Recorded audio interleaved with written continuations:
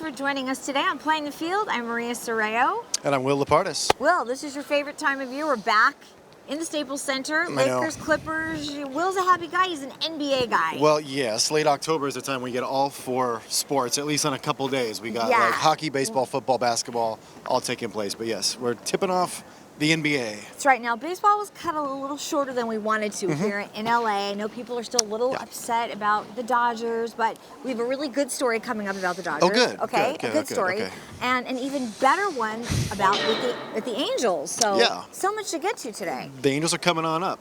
Dodgers take a little vacation. Yeah, they're definitely. But yes, the Angels are working hard in the offseason. In fact, they got a new manager. Joe Maddon is now the manager of the Angels. And he was introduced the other day at a press conference, so let's take a look. Joe, you mentioned you had talked to Albert. What was that conversation like? I've actually shaken hands with him by batting cages in the past, and he's with the Cardinals when I managed the Rays, and here with the Cubs. So I've seen him from across the field. We talked about how nice it's going to be on the same side. And the reoccurring theme with him, whenever you have a conversation, he just talks about winning. He just talks about winning. So he wants to get together with me to try to figure out how we're going to piece all of his playing time together next year. And beyond that, just really whatever he can do, like he said, to help promote winning within the clubhouse, he's all for it. It must be very exciting to have a Mike Trout on this team for you as well. I've already mentioned they should change the logo. MLB logo should have him. It's like the Jerry West of baseball. I know Mike a little bit through conversations. I've already talked, like you said, to Albert via the phone. I'm going to talk to Mike soon, and then I'll start working through the rest of the lineup. But my goodness, from a distance, it's pretty special. Joe, I know you said this is a special place for you. Obviously, you're here a long time. Did you even think for a second about going anywhere else? No. After this all, excuse me, it was obvious I was going back to Chicago. I had my agent, Alan Nero, contact Artie to let them know that I wanted to come here first, and also let other teams know that this was my first desire, that if for whatever reason it did not want to work out here, then I was going to be willing to talk to other people, just because I did not want to be disingenuous with anybody else. So once there was a sincere interest here, it became pretty eased. Well, the Angels certainly have a very good manager with a good history coming from the Cubs, the Cubs lost as the Angels gained here because he led them to their first World Series in like 100 years. 100 years, right? Yeah, and not only that, but he compared Mike Trout to the logo. I thought you'd like that. Yeah. The Jerry basketball a little bit there for you. Right. Jerry West, who we have at the Clippers organization. That's right. He is the real NBA logo, and of course Major League Baseball has that guy, and I can see that being Mike Trout. I think it should be Mike Trout now. That's what Joe wants. Looks like it stands. It works for me. I think Joe and Mike can get that done. I think you're probably right about that. All right, now, as far as the Dodgers go, we expected a lot more. I think we were, after 2 in a row, I think we expected to go back to a third. Yes. Would we rather lose that way, or would we rather lose in the World Series is the question I have. Was glad they lost in the first round and not to go all the way through again. That would have been too much. And I also think, even though Dodger fans don't want to hear this, I don't know about you, but congratulations to the Nationals, because that's the team that beat us, and you should root for the team that beat you. And you know what? They got it done. You got to take your hat off to them. They were just in it to win it, and they did. They beat the Astros. People did not think they were in it to win it. They didn't even know if they'd be in it because the Brewers were in their way just to get in the playoffs. They started, what I feel like, they started an epic, historic run with that Brewers game to play into the playoffs. Then they got the Dodgers, and they swept the Cardinals, and 7 games with the Astros, and they are World Series champs. How crazy that this has never happened in Major League Baseball history, that all of the home teams lost on their home field. Just a baffling stat. How crazy is that? They win the first 2 in Houston. They lose 3 in Washington. 3 in a row. And then they win the last 2 in Houston. Never happened before in baseball. Never happened. It's still baffling to me. But like all the fans that buy their tickets to see their team, not one saw their team win. So but I have a feeling the Washington fans feel a little better about it than the Astros I think so. fans. They got a parade to go to for free, so I think so too. They're going to make it up to them. Okay, now I promised you a good Dodger story. Our very good friend Alana Rizzo, who is the reporter for the Dodgers, she started a charity this year, amazing, called Gidry's Guardian. It's about her love of dogs, and I had a chance to sit down with Alana right before the season ended. So let's catch up with Alana Rizzo, and she'll tell you all about this amazing charity. I appreciate you giving me the opportunity to do it, Maria. Goodry's Guardian Foundation basically was a heartfelt brain trust that I had, named after my own dog Gidry, who I adopted in 2009. Gidry has since passed. He passed in July of this year, but basically adopting him completely opened a new world to me. I didn't grow up with dogs. I wasn't a dog person per se, but seeing how much of an impact he had on my life, it just inspired me to want to do that for other people. Now, the problem is in large cities like Los Angeles, there are a lot of stray dogs and dogs in high-kill shelters that are perfectly good, healthy, wonderful family pets, but they get cast aside. And the whole point of Goodry's Guardian Foundation is to provide the financial backing to encourage people to foster and to adopt dogs off of the streets and out of these high-kill shelters to spare their lives when they're wonderful animals and they just kind of get cast aside. I love that you show pictures of the new owners with their new family member, of course. How can people really get involved and help you out? Well, there's so many ways. I mean, we are a 100% donation-based foundation. It's just me. I don't have a corporate sponsorship or any sort of governmental funding. I am Goodry's Guardian Foundation. I'm the only staff member. I don't have a large team of people. So donations, first and foremost, are incredibly helpful because everything we do is donation-based. So all of the medical coverage that I'm able to provide to these families come from generous donations, such as your viewers and people like that want to give to the foundation. So they can donate on the website, which is Goodry'sGuardian.org. They can donate via PayPal, or they can certainly send us a check to Goodry's Guardian Foundation.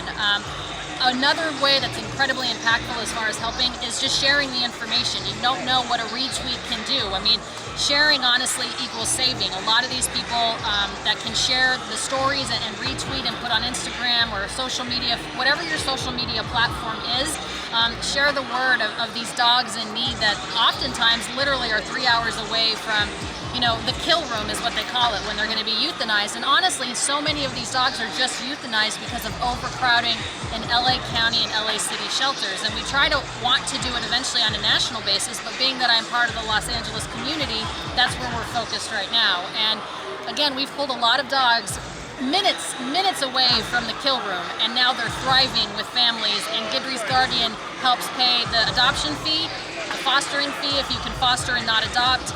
You pay the medical fee for that first instrumental vet visit at a private vet to see exactly what the situation is with the animal.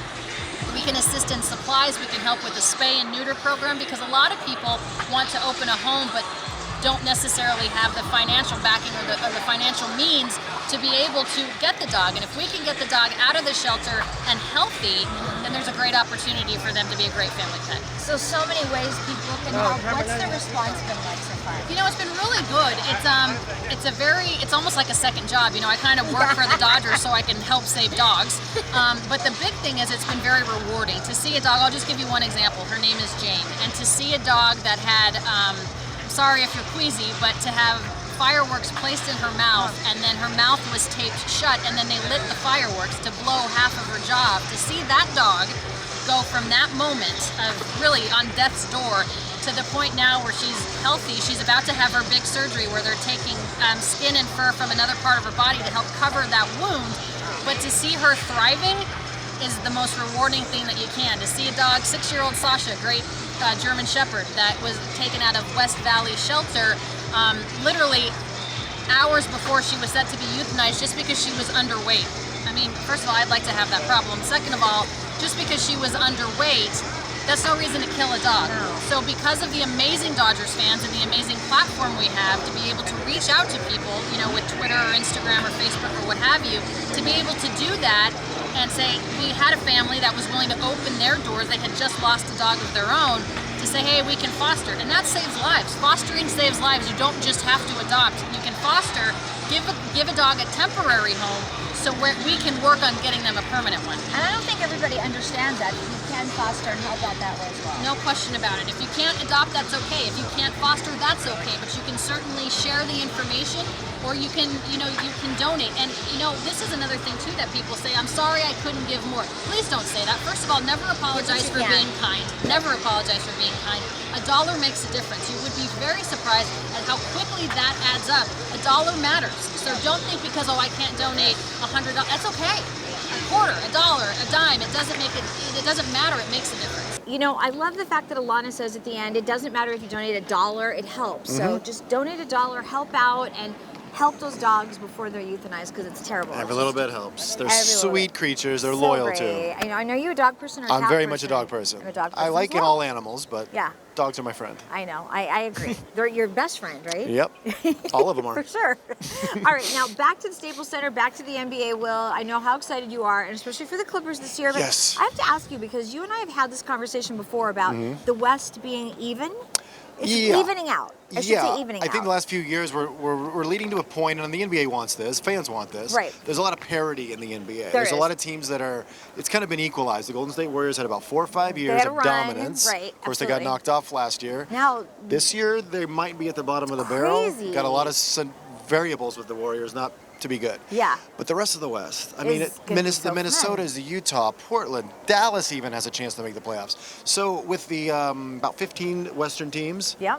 12, 13 are going to fight for a playoff spot. And of course, the Lakers and the Clippers I finally think, I know nobody wants to ever admit this, but I think we have a rivalry now. I do. Finally. Yes. I can't think of a year where we can literally, realistically, hope for a Lakers-Clippers Western Conference final. How great would that be? It's way too early to say that in October. No, it's never really too early to say that. That's what we do here. We That's make what we do. predictions, We make speculations. Yeah, exactly. My I like speculation that. is Lakers-Clippers Western I Conference love final. that. Now, you heard it here. Clippers took the first game from the Lakers, but it was fun all the way through the game. It was a hard-fought battle. So Clippers good. home game, Yes. we were here and we saw, I don't know, 50, 60% Laker fans probably. Which is kind of par for the course here in LA. Yeah, they like to get their hands on those tickets. They do. Any way they can, but the Clippers battled them. LeBron and AD are going to be a really big force for any Huge team to force. battle with. But a Paul George-less Clippers team took them on, and they got them on game one. They did. That Kawhi's pretty good, Will. Kawhi's not bad. He's being even more of a team facilitator, an assist man, if you will. Right. With his Clippers team, and I'm going to attribute that to Doc because he knows what he has, and He he's does. going to use Kawhi in different ways. He was. I think he's testing him out right now with some other games that we've seen. Some Sure. they've won, some they haven't won, but he's just feeling it out. Well, in Toronto, he got a lot of rest Yeah. from the head coach. You know, playing about He's not gonna 60 get a lot of about rest 60 here. games. Well, he Right. got a rest against Utah, and they Yeah. lost that game. So Doc's going to have to They figure need out him. how to rest them if they're just going to He'll work it out. sort of give away games or go according to Kawhi's wants and needs. I don't know. This is true. Now, we had a chance to catch up with Kawhi and Doc after that game, so let's take a look. So that's the one takeaway. You can see that area is the Kawhi, Lou, Trez little action. It's going to get way. It has to. It's going to get way better, and that's a good thing for us. Yeah, he's just a kid from Chicago. I mean, I don't know, Patrick. I thought that one of the biggest plays of the game was the offensive rebound on the free throw. It led to a 3-point play when they were making a run. He has so much grit, in him and fight. He actually believes he should be rebounding, that's just Pat Beverly. Oh, I didn't have a Lou going on, or Trez for that matter.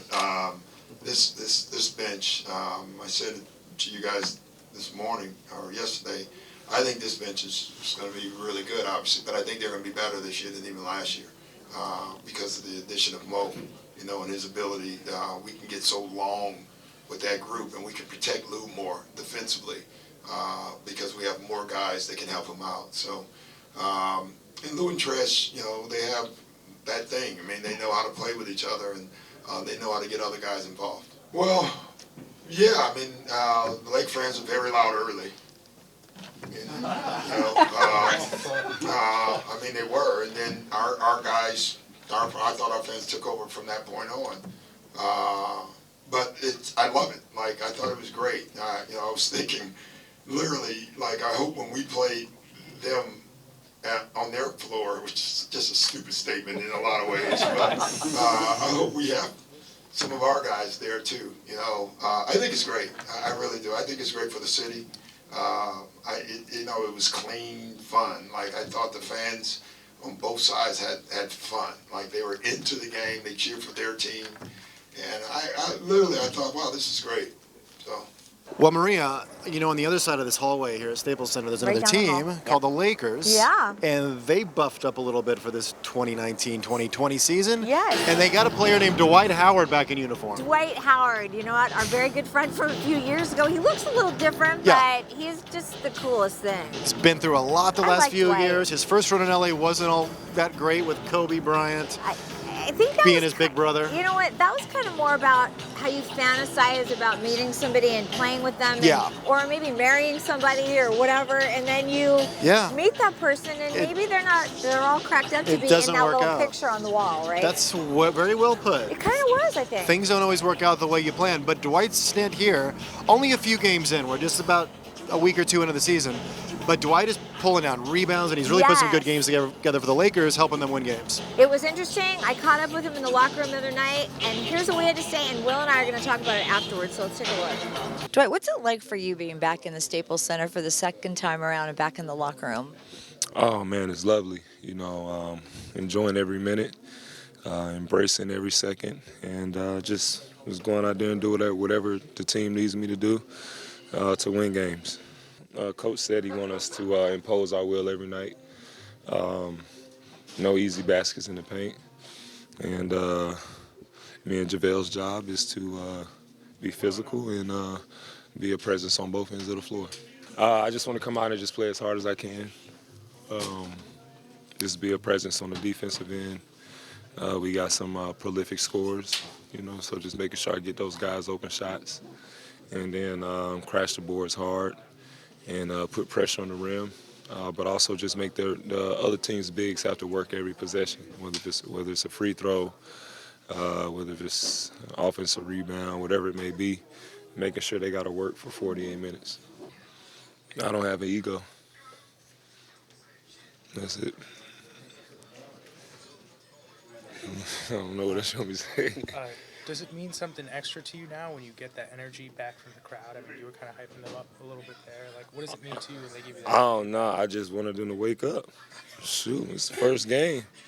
Whole game, we got to be amped, loud, and ready to go. When we on the same page, when the fans and the team and everybody's on the same page, it's nothing that we can't accomplish. So, we got to have that energy every single night from our fans, and that's what feed us. And, we just want to be one with our fans and, the organization. So the way we do that is, come out here and play as hard as we can, keep them riled up in a good way, not in a bad way. But just enjoy the game.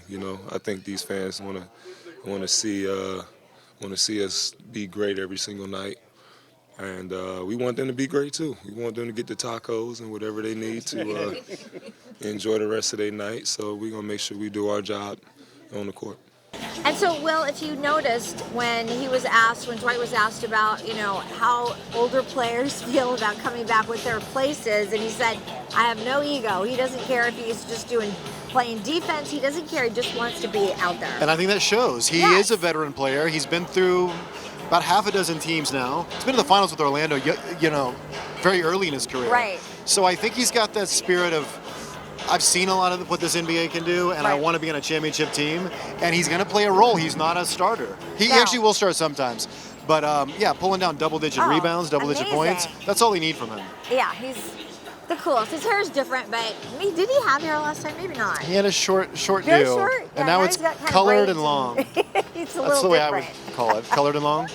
Okay, we'll Technically. take it. Will, can you believe that we're already halfway through the NFL season? I cannot believe it.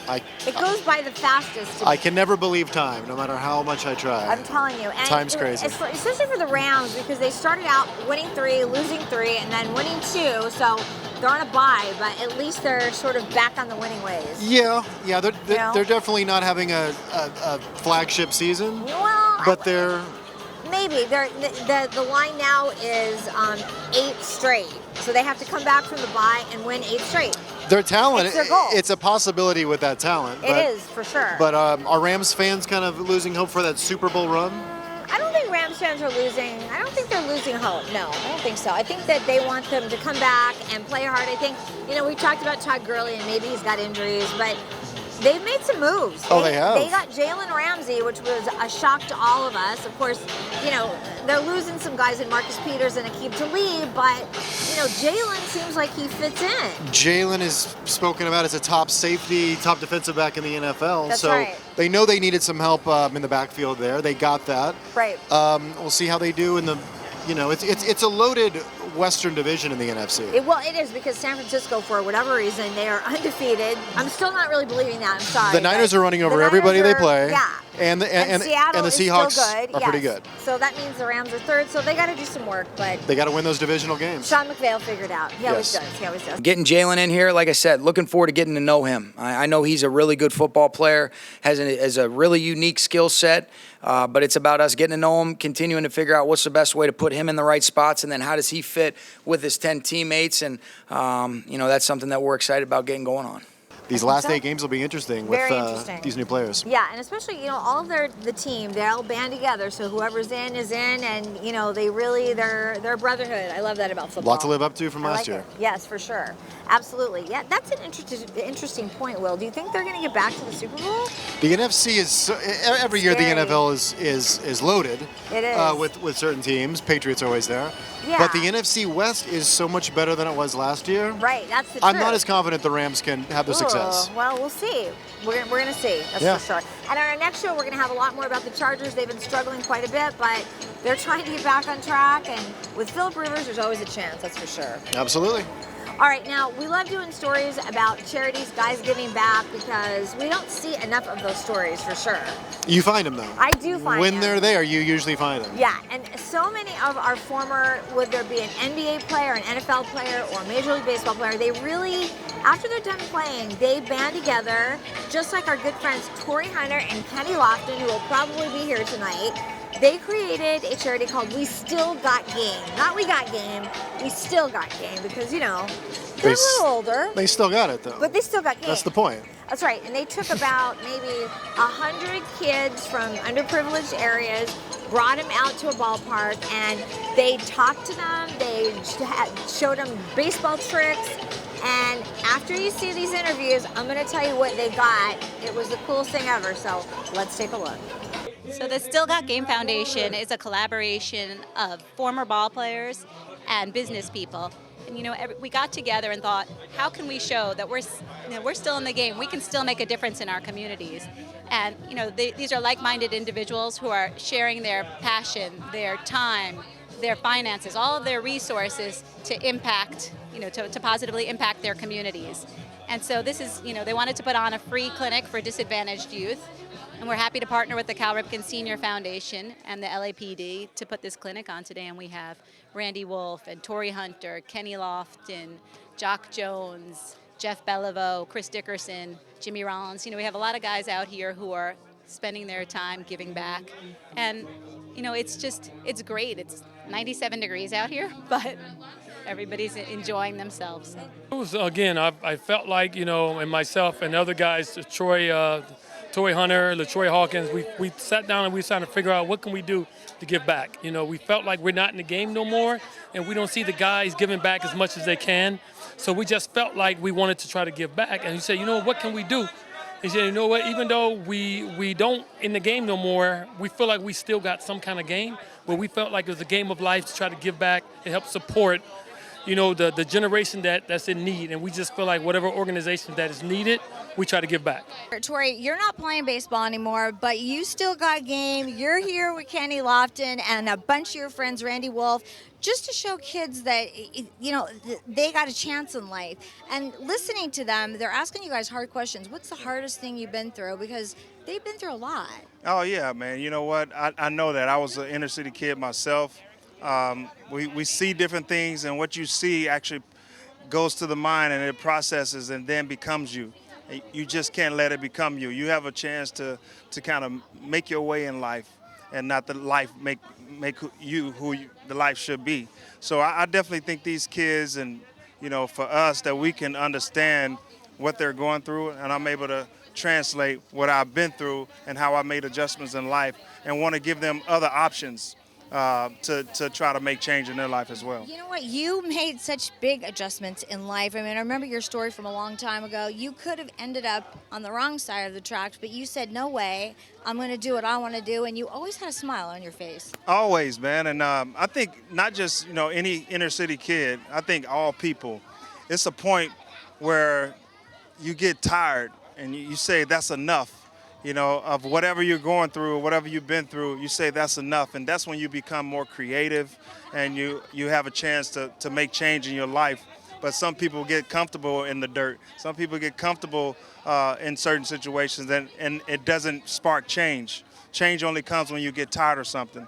And that's what I wanted to kind of convey to the kids today is that get tired of your situation. Use it and let it fuel you and go out and accomplish great things in life and use your God-given ability. Anytime we have opportunity to encourage kids because we feel like kids are our future. And anytime you have kids at your future, you feel like what I can do to help them move forward. And again, I didn't have the opportunity to have people like myself for me growing up. So now I just felt like now I have an opportunity to give back and help kids that are in need.